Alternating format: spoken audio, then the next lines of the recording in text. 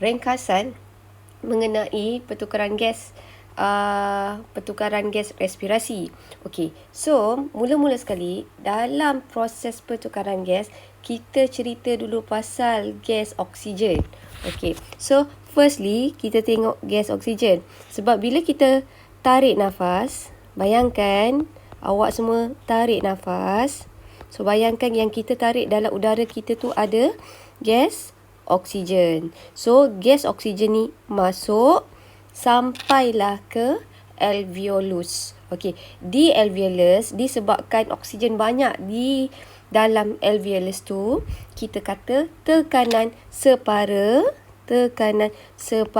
oksigen adalah tinggi di alveolus berbanding tekanan separa di kapilari darah. Okey, so tekanan separa oksigen di alveolus adalah tinggi, manakala tekanan separa oksigen di kapilari darah adalah rendah.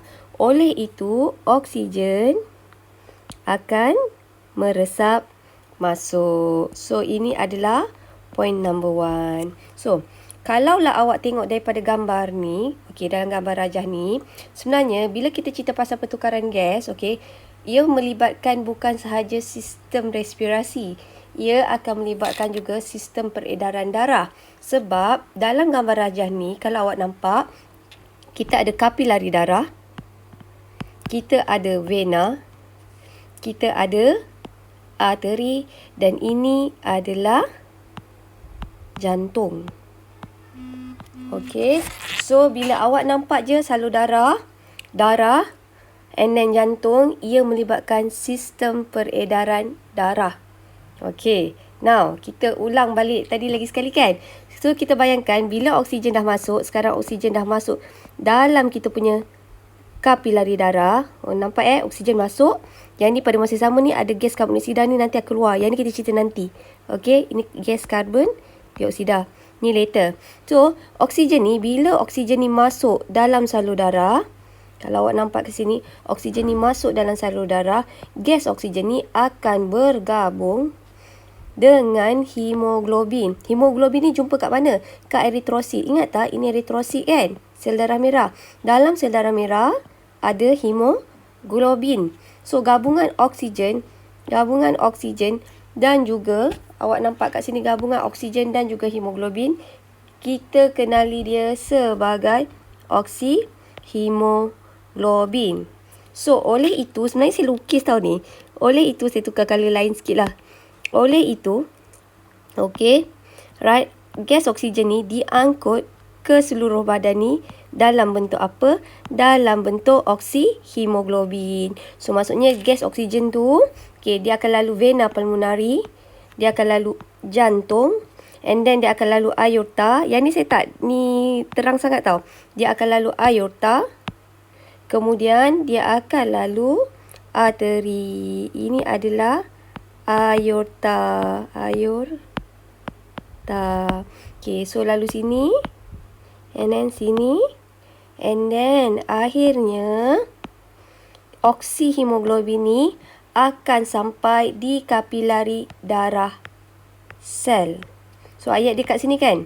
Kalau awak nampak ayat dia kat sini, oksihemoglobin diangkut sehingga ke kapilari darah sel. Okey, so kat situ. So, bila dia sampai, bayangkan dia dah sampai dekat kapilari darah sel. Okey, dekat sini oksihemoglobin, ni oksihemoglobin tau, akan terurai menjadi gas oksigen dan hemoglobin. Sel ni dia suka oksigen. Okey, hemoglobin ni duduk dalam sel darah merah. So, hemoglobin ni tak boleh buat apa. Sebab hemoglobin ada dalam sel darah merah. So, hemoglobin tetap dalam sel darah merah.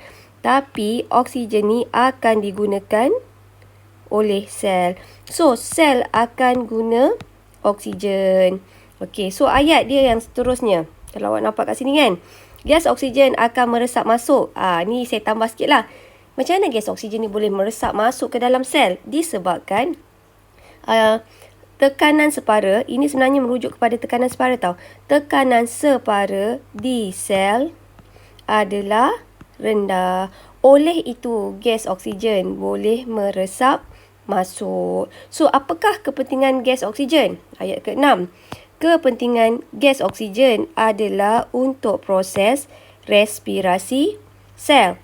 Dalam respirasi sel, oksigen ni akan digunakan untuk mengoksida atau bertindak balas dengan glukosa untuk menghasilkan tenaga dan gas karbon dioksida.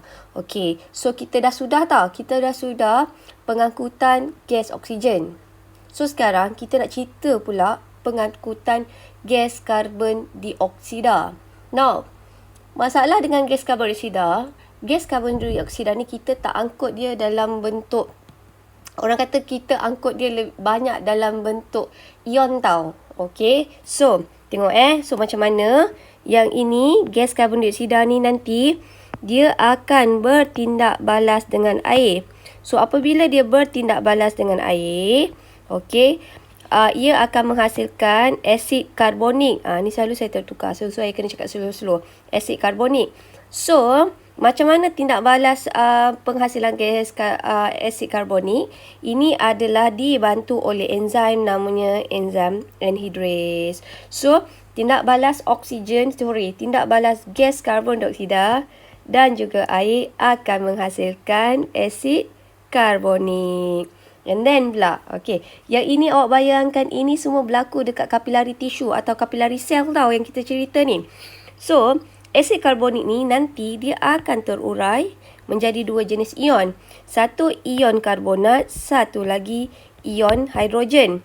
Ion karbonat ni, ini, ayat ke-8 tau, akan meresap ke dalam plasma darah. Manakala ion hidrogen ni ada kat mana? Dia ada dalam eritrosit. Tapi awak bayangkan dekat sini kan, ini ion karbonat. Short form untuk ion karbonat ni adalah HC03 negatif. Okey. So, kalau ion hidrogen ni, tengok daripada sini, ion hidrogen ni dengan ion karbonat ni sebenarnya tujuannya sama, dia akan nak bergerak pergi keluar daripada peparu. Tapi kalau ion karbonat ni dia lalu plasma. Plasma ni apa? Plasma ni adalah bendalih, ada dalam darah. Darah kita ada dua komponen. Satu sel darah, satu adalah bendalih darah yang kita kenal dia sebagai plasma. So ion bikarbonat akan meresap ke dalam plasma. Okey. Now saya fokus kat ion bikarbonat saja, okey. Now ion bikarbonat ni awak nak bayangkan daripada vena ni, ini nampak tak? Daripada vena. Okey. Dia akan pergi ke jantung. Alright. Dari jantung, dia akan pergi ke arteri pulmonari. And then, akhirnya awak akan nampak kat sini. Dia akan sampai dekat kapilari darah peparu. Ini letaknya sebenarnya kapilari darah ni letaknya di mana? Letaknya di peparu. So, ayat ke-9 di sini. Okey, bila dia sampai kapilari darah di peparu, kapilari darah di peparu, ion bikarbonat ni nanti dia akan bertindak balas dengan ion hidrogen ni membentuk asid karbonik. Ini adalah asid karbonik. So asid karbonik ni nak bayangkan ini ke asid karbonik tau. Ni sekarang dah bentuk asid karbonik. So asid karbonik ni nanti akan diangkut keluar daripada kapilari darah. So bila masa dia keluar ni dalam bentuk asid. Bila dia nak keluar sekarang, asid karbonik tu akan terurai. Ni asid karbonik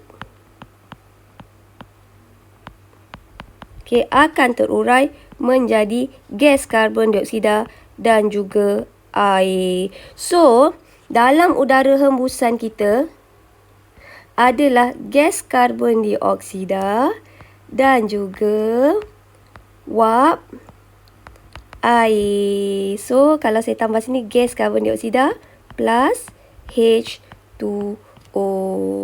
Okey, itu sahaja.